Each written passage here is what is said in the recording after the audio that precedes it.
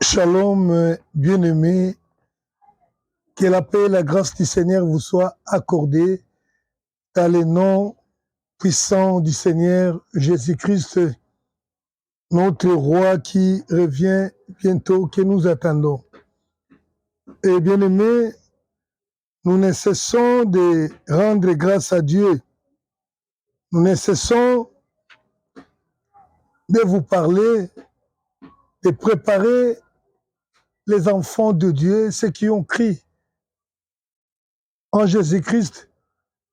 Nous ne cessons de les préparer pour le retour du Seigneur et qui se manifestera bientôt, je dirais même très bientôt.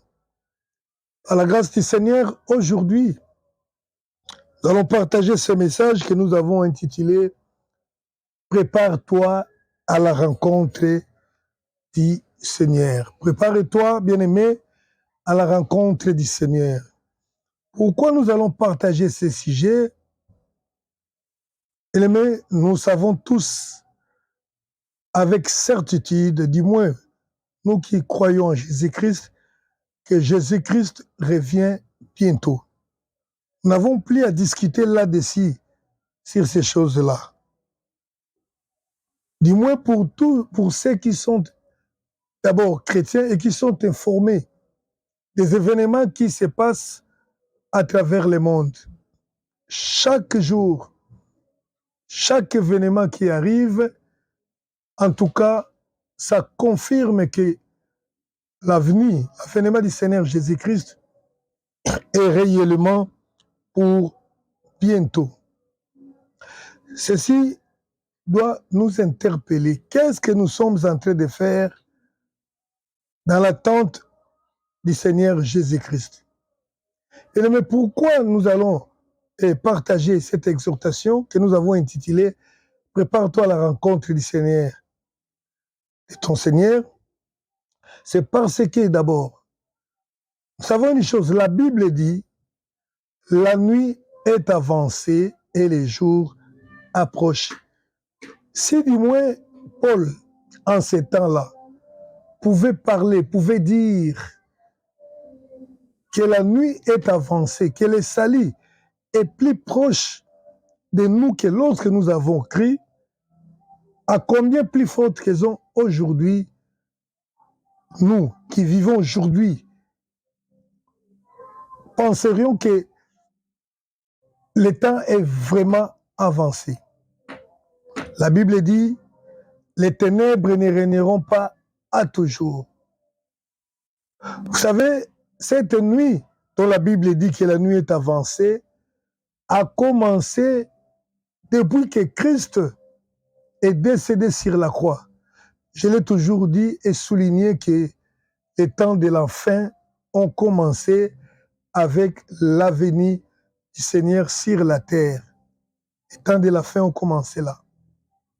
Et la nuit, vous savez, lorsque Christ est mort sur la croix, ces jours-là, il y a eu des ténèbres sur la terre pendant au moins 3 heures. Et ces ténèbres symbolisaient la disparition de la lumière.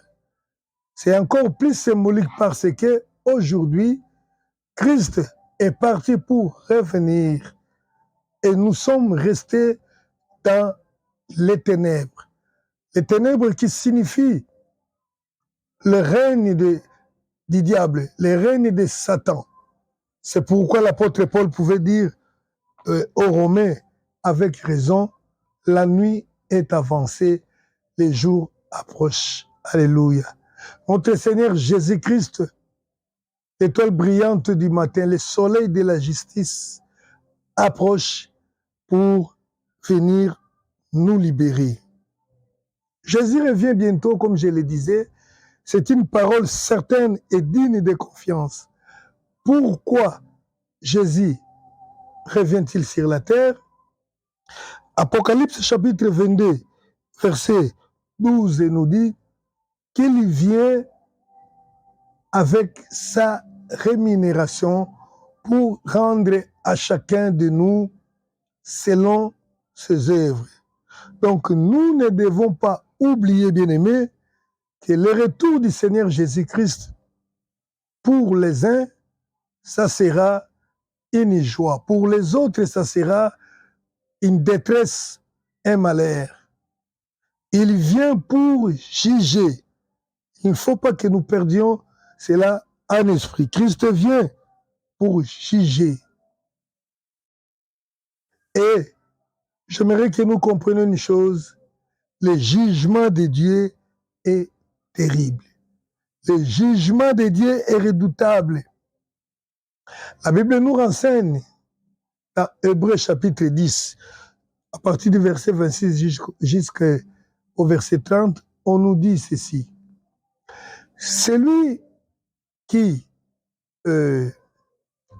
péchait contre la loi de Moïse était condamné, était jugé sans miséricorde. Et la Bible dit, elle-même dit, pensez-vous que celui qui aura foulé aux pieds l'Esprit de grâce et sang du Seigneur Jésus-Christ, qu'il sera, combien sera-t-il coupable, combien sera-t-il jugé? Et ça sera une peine terrible que de tomber entre les mains du Seigneur Jésus-Christ. Je voudrais que nous puissions lire Hébreux chapitre 10, verset 26 jusqu'à 30. Hébreux chapitre 10. Alléluia. Le Seigneur soit loué. Hébreux chapitre 10. Je lis au nom du Seigneur Jésus-Christ. Car si nous péchons volontairement, après avoir reçu la connaissance de la vérité, il ne reste plus de sacrifice pour les péchés, mais une attente terrible du jugement et l'ardeur d'un feu qui dévorera les rebelles. Celui qui a violé la loi de Moïse meurt sans miséricorde sur la déposition de 2 ou de 3 témoins. De quel pire châtiment pensez-vous que sera jugé digne celui qui aura foulé aux pieds le Fils de Dieu, celui qui aura tenu pour profane le sang de l'alliance par laquelle il a été sanctifié et qui aura outragé l'Esprit de grâce. Bien-aimé, il y a un jugement terrible qui attend les hommes, qui attend le monde. C'est face à cette perspective que je tremble parfois. La Bible dit, si Dieu n'a pas hésité à appliquer la loi de Moïse dans toute sa rigueur, l'homme pouvait mourir sur la simple déposition de 2 ou de 3 témoins. À combien, à plus forte raison, celui qui aura foulé aux pieds l'Esprit de grâce, celui qui aura foulé aux pieds le sang de Jésus-Christ. C'est une chose terrible qui est de tomber entre les mains de Dieu. C'est ce que nous dit la Bible. Et ainsi donc, je voudrais que nous comprenions que Dieu, notre Dieu est un Dieu redoutable. Le Seigneur qui revient, il vient pour juger les uns et pour donner la joie, pour consoler les autres. Le jugement de Dieu est bien réel. D'ailleurs, la Bible dit, malheur à celui qui attend voir les jours de l'Éternel, car c'est un jour redoutable. Quand on parle du jour de l'Éternel, vous savez, lorsque le Seigneur a parlé dans Ésaïe 61, à propos de sa mission, il a dit, l'Esprit du Seigneur est sur moi, il m'a oint pour annoncer la bonne nouvelle, pour proclamer une année de grâce de la part de l'Éternel et pour proclamer un jour de vengeance, un jour de jugement, un jour de jugement de la part de Dieu. Ça faut lire Isaïe 61, 1 et 2 et éventuellement Luc 4, verset 16 ou Christ a accompli cette prophétie-là un jour lorsqu'il était sur la terre.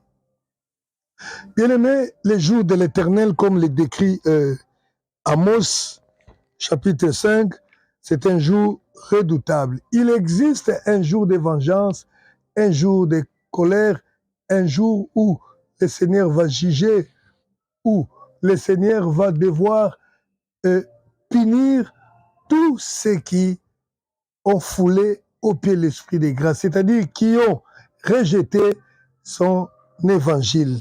Alléluia. Amos, chapitre 5. Amos 5. Voilà.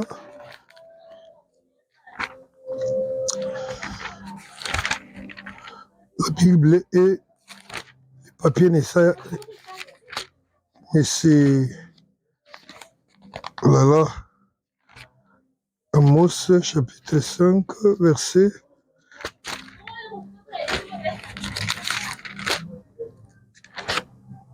Amos. Voilà. Chapitre 5, verset 18 à 20. Je vais lire. Malheur à ceux qui désirent les jours de l'Éternel. Qu'attendez-vous du jour de l'Éternel? Il sera ténèbres et non lumière. Vous serez comme un homme qui fuit devant un lion et qui rencontre un ours, qui gagne sa demeure, appuie sa main sur la muraille et qui mord un serpent. Le jour de l'Éternel n'est-il pas ténèbres et non lumière? N'est-il pas obscur et sans éclat? Amos essaie un peu de nous décrire le jour de l'Éternel, comment il sera redoutable. C'est-à-dire quoi? Il y a un jour où le Seigneur va juger le monde, où le Seigneur se manifestera pour juger. Et la Bible nous dit, c'est Jésus-Christ qui a été établi, les juges des morts et des vivants. Ce sont les apôtres qui ont enseigné ceci. Il dit, il nous a envoyé de prêcher que c'est lui que Dieu a établi, le juge des vivants et des morts. Donc Jésus-Christ revient pour juger, il revient pour rémunérer à chacun selon ses œuvres. Néanmoins, étant un Dieu bon, au lieu de nous laisser nous surprendre, il nous dit, prépare-toi à la rencontre de ton Dieu. Bien-aimé, tu dois te préparer à la rencontre. Le Seigneur Jésus va revenir, que tu le veuilles ou pas. Parce qu'à un certain moment, il y a des gens qui pensent qu'à force de nier, à force de dire aux gens, il ne va pas revenir, il ne va pas revenir, que cela changera les plans ou le calendrier de Dieu. Quelle que soit la distraction que le diable est en train d'injecter, bien aimé, Jésus va revenir, personne ne peut l'empêcher, personne ne peut lui refuser, il reviendra certainement et il revient bientôt. Voilà pourquoi nous vous disons, bien aimés, préparez-vous, que chacun de nous se prépare. Et il est tellement bon, au lieu de nous surprendre, il veut que nous puissions nous préparer afin que nous ne soyons pas jugés. Parce qu'il a promis à ceux qui croiront à lui en ce moment-ci, avant qu'il ne vienne, ils ne seront plus jugés. Le Seigneur te dit, prépare-toi à la rencontre de ton Dieu. Il est amour. 1 Timothée 2:3 nous dit, c'est que Dieu veut que tous soient sauvés et qu'ils parviennent à la connaissance de la vérité. C'est ce que Dieu veut. C'est ce que Dieu cherche. C'est la raison pour laquelle le Seigneur nous prévient et nous dit, prépare-toi. Il est bon, bien-aimé. Il pouvait aussi nous surprendre, mais il ne veut pas que nous soyons surpris parce qu'il aime l'homme. Il sait, le Seigneur sait que il peut revenir demain, et quand il reviendra là, il n'y aura plus de miséricorde. Mais au lieu de te laisser, aujourd'hui, il te dit, prépare-toi. Pourquoi? Parce qu'il sait que demain, au jour de sa venue, ça risque d'être trop tard. Alléluia. Prépare-toi à la confrontation avec Dieu ou prépare-toi à la paix, à la joie avec Dieu. Alors j'aimerais expliquer comment devons-nous nous préparer à la rencontre de Dieu. D'abord, c'est en acceptant Jésus-Christ comme Seigneur et Sauveur. C'est comme ça que l'homme se prépare à la rencontre de son Dieu. C'est en acceptant Jésus-Christ comme son Seigneur et Sauveur. Pourquoi Jésus-Christ? Bien-aimés, nous pouvons avoir des prophètes sur la terre. Nous pouvons avoir des grands hommes qui ont influencé le monde. Et la Bible nous dit, sous les ciels, sous le soleil, il n'y a qu'un seul nom qui nous a été donné pour les salir. Et ce nom, c'est le nom de Jésus-Christ. Actes chapitre 4, verset 12. Il n'y a aucun autre nom sous le soleil qui nous a été donné, à moins que vous soyez un ressortissant ou un habitant de la planète Mars ou de notre planète. Mais si tu es terrien, sur la terre, le seul nom qui nous a été donné, par lequel nous devions être sauvés, c'est le nom du Seigneur Jésus-Christ. Et pourquoi donc, tu vas me poser la question? La Bible dit, dans 1 Timothée chapitre 2, verset 5, il n'y a qu'un seul Dieu. Et ne me détrompez-vous qui pensez que chacun a son Dieu, les Noirs ont leur Dieu, les Blancs, les Jaunes ont leur Dieu. La Bible dit, il n'y a qu'un seul Dieu et un seul médiateur entre Dieu et les hommes, Jésus-Christ, homme qui s'est donné à rançon pour les péchés des hommes. C'est là le secret, c'est là même la base. C'est lui, le seul médiateur, la seule personne qui peut donner la vie. Pourquoi? Parce qu'il s'est donné en rançon pour nos péchés. Et ce que j'ai dit te concerne tout le monde parce que tu es un humain. Alléluia. Vous savez pourquoi? Pourquoi Christ s'est donné en rançon? La Bible dit que tous ont péché et sont privés de la gloire de Dieu. Et la véracité de cette parole, c'est quoi? C'est que tous, nous mourrons, tous nous savons pertinemment bien que nous mourrons un jour. Pourquoi? Parce que le salaire du péché, c'est la mort. Ainsi donc, tous ont péché, c'est la vérité. C'est pourquoi nous mourrons tous. Trouve-moi une personne qui n'a pas péché et je te dirai que cette personne n'a pas le droit de mourir. Il n'y en a pas. Tous ont péché. Les prophètes sont venus, sont passés, les apôtres et tous les sages du monde sont passés. Et la Bible dit, tous ont péché. C'est la raison pour laquelle ils sont morts.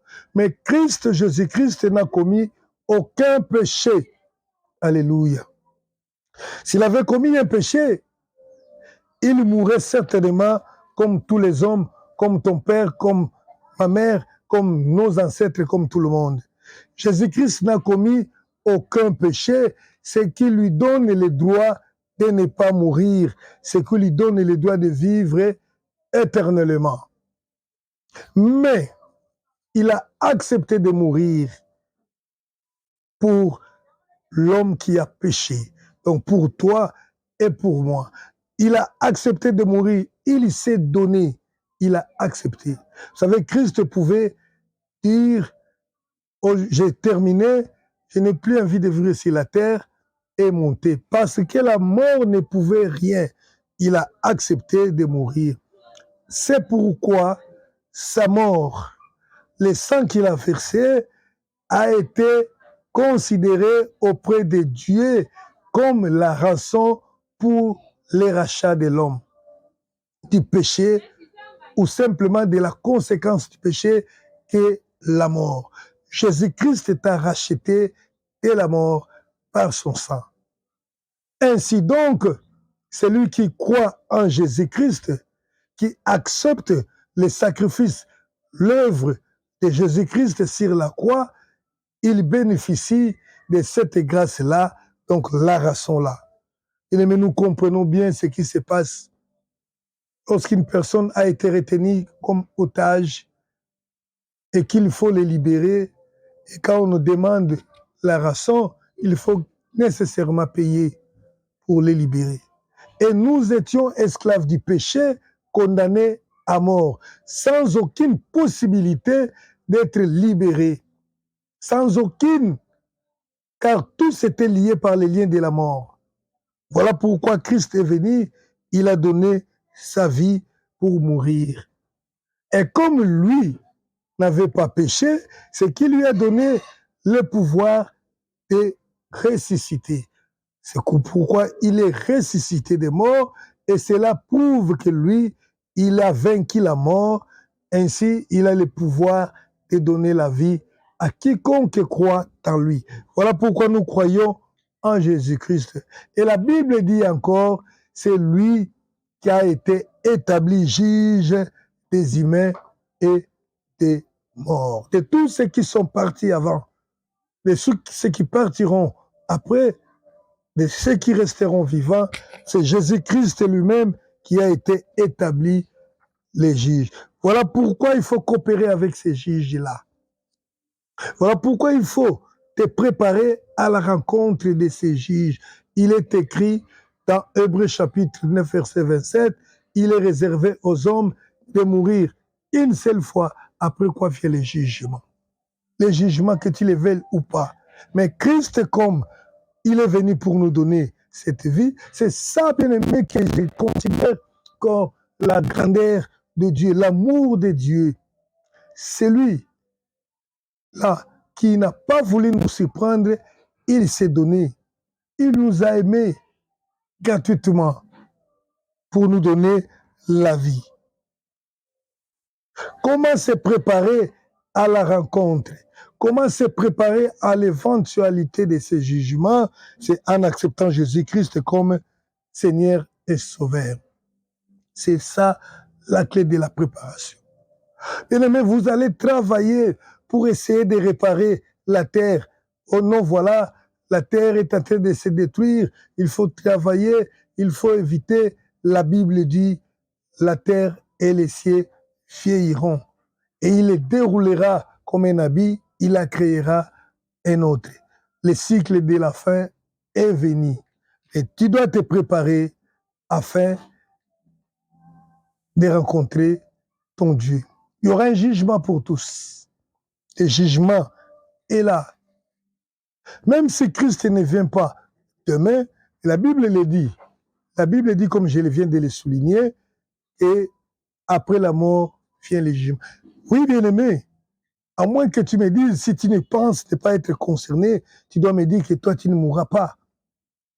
Et toi, tu ne vas pas mourir. Mais comme tu sais que tu vas mourir, je t'informe que c'est à cause du péché qui est en toi que la mort est venue. Mais il faut croire en Jésus-Christ pour qu'après la mort, tu ne passes pas en jugement. Parce que c'est lui le juge qui a été établi. J'aime bien lire ces passages à Actes chapitre 10, où Jésus déclare cela.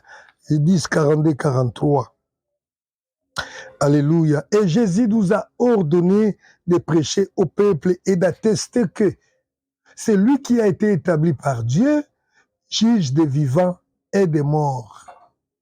Tous les prophètes rendent de lui le témoignage que quiconque croit en lui reçoit par son nom le pardon des péchés. Si vous croyez en Jésus-Christ, vous recevez le pardon du péché et alors le péché n'a plus le pouvoir, la mort n'a plus le pouvoir sur toi, il te donne la vie. Mais si tu refuses, alors ce qui t'attend, c'est quoi? C'est bien le jugement terrible de Dieu. Le jugement terrible de Dieu. Mais tu dois les comprendre. Voilà pourquoi le Seigneur passe pour te faire l'appel. Vous savez qu'il y a beaucoup de gens qui croient qu'ils ont crié en Jésus-Christ. Pourquoi? Parce qu'ils vont à l'église. J'aimerais dire une chose là-dessus. Croire en Jésus-Christ, ce n'est pas aller à l'église. Ce n'est pas chanter pour Dieu, parler pour Dieu. Non, c'est autre chose. Pourquoi je l'ai dit? Parce qu'à un certain moment, on nous a fait croire qu'en faisant cette récitation-là, tout est fini, je suis sauvé. Non. Croire en Jésus-Christ dit bien quelque chose de profond. C'est croire dans ton cœur que d'abord que tu es un pécheur et accepter que Christ n'avait pas péché et il est mort pour tes péchés. Et comme étant pécheur, comprenant que Christ est mort pour tes péchés, tu dois décider d'abandonner les péchés. Tu décides d'abandonner les péchés et tu demandes pardon. Quand tu demandes pardon à Jésus, tu invoques Jésus car il est écrit, quiconque invoquera le nom du Seigneur Jésus-Christ sera sauvé. Tu invoques le nom du Seigneur Jésus-Christ et le salut vient en toi.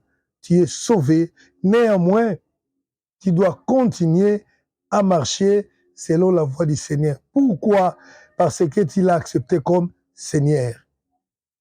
Alors, si tu dis que j'ai récité le nom de Jésus-Christ, je l'ai invoqué, je suis sauvé, et tu croises les bois, tu ne marches pas selon la parole de Jésus, c'est que tu as renié l'aspect Seigneur. Quand on l'accepte, on doit l'accepter comme Seigneur et Sauveur. À tout Seigneur, on lui doit l'honneur. Il faut respecter la parole de Dieu. Le plus important, bien aimé, c'est d'abord de croire au Seigneur Jésus-Christ. Et je vais finir pour dire une chose. Aujourd'hui, ça pourrait être pour toi une occasion favorable.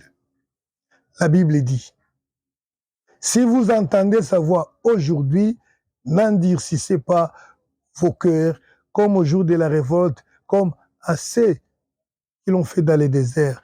Aujourd'hui, c'est ton jour, bien-aimé. N'endurcissez pas les cœurs et ne remets pas ça à plus tard. Ton rencontre, ta préparation de rencontrer Dieu. Vous savez pourquoi? Personne ne connaît ce qui arrivera demain. La Bible dit, le lendemain appartient à l'Éternel. Nous connaissons tous nos dates de naissance et nous avons l'habitude de fêter les fêtes d'anniversaire pour ceux qui ont encore ces habitudes-là. Mais personne ne peut prévoir la date de sa mort. Et après la mort, c'est le jugement. Voilà pourquoi aujourd'hui, tu peux ouvrir ton cœur, comprendre d'abord que je suis un pécheur et Christ est mort pour mes péchés. Et ensuite, prendre la décision d'abandonner les péchés et demander pardon à Jésus et invoquer Jésus-Christ et lui dire que je t'accepte comme mon Seigneur, je vais te suivre. Et alors, le salut vient à toi. Tu peux le faire maintenant, si tu veux. Beaucoup sont venus dans les églises, puis tu as été invité, mais est-ce que tu as déjà pris la décision là pour donner ton cœur à Jésus-Christ? Et la preuve pour ceux qui ont donné leur cœur à Jésus-Christ, c'est quoi? C'est que le Seigneur l'a libéré du péché. Il ne pêche plus. Ils ne vivent plus dans les mensonges. Ils ne vivent plus dans les vols, dans les fraudes. Ils ne vivent plus dans l'impudicité, car ils ont été affranchis du péché. C'est ça même le mystère de la nouvelle naissance. Tu peux être dans l'église. Si tu pratiques encore les péchés, tu n'es pas né de nouveau. C'est pourquoi Christ a dit, personne ne peut entrer au ciel s'il n'est né de nouveau. Il aimé que le Seigneur puisse toucher ton cœur. Peut-être que tu as écouté, tu penses que tu es sauvé, mais le salut a ce preuve. Le preuve, c'est la vie nouvelle sans péché en toi. Et si tu n'as jamais décidé en conscience et âme devant Dieu, je vais t'inviter à prier avec moi. Je vais t'inviter, bien-aimé, à prier avec moi, à comprendre qu'il y a plus de temps, d'abord, et que tu peux sauver ta vie, tu peux te sauver de la mort certaine. Tu peux te sauver de la condamnation, du jugement de Dieu, un jugement terrible dans le feu éternel, en acceptant Jésus-Christ aujourd'hui. Nous voulons prier avec toi. Si du moins tu es prêt à donner ta vie, là où tu te trouves, nous pouvons prier. Il suffit de comprendre d'abord ce que j'ai dit et de suivre cette prière. Prions ensemble. Seigneur Jésus-Christ, je comprends, je reconnais que je suis pécheur. Ainsi j'ai écouté ta parole et je sais, je comprends que tu es mort pour mes péchés, que tu n'avais pas péché. Je regrette mon péché. Pardonne-moi de tous les péchés que j'ai commis. Et je décide aujourd'hui d'abandonner cette ancienne vie. Je t'ouvre mon cœur. Viens, je t'accepte. Sois mon Seigneur et mon Sauveur, de maintenant jusqu'à ma mort. Je te suivrai. J'obéirai à ta voix. Sauve-moi. Et au jour de ton retour, souviens-toi de moi. Merci Seigneur. Ainsi j'ai prié au nom de Jésus-Christ. Amen. Et bien-aimé, si tu as prié avec cœur, celui qui sonde les cœurs et les reins a entendu cette prière, mais il te convient de suivre les enseignements, de continuer à suivre les enseignements de ton Seigneur pour garder ses salis. Ainsi, je vais t'inviter, soit à nous contacter pour que nous puissions te diriger. Si du moins tu as prié par rapport à ça, tu as accepté Christ, nous contacter par les numéros WhatsApp et afin que nous puissions te diriger par rapport à ce qui va suivre dans ta vie. Le numéro est là, plus 243 81 813 78 31. Merci, que le Seigneur vous bénisse et à la prochaine.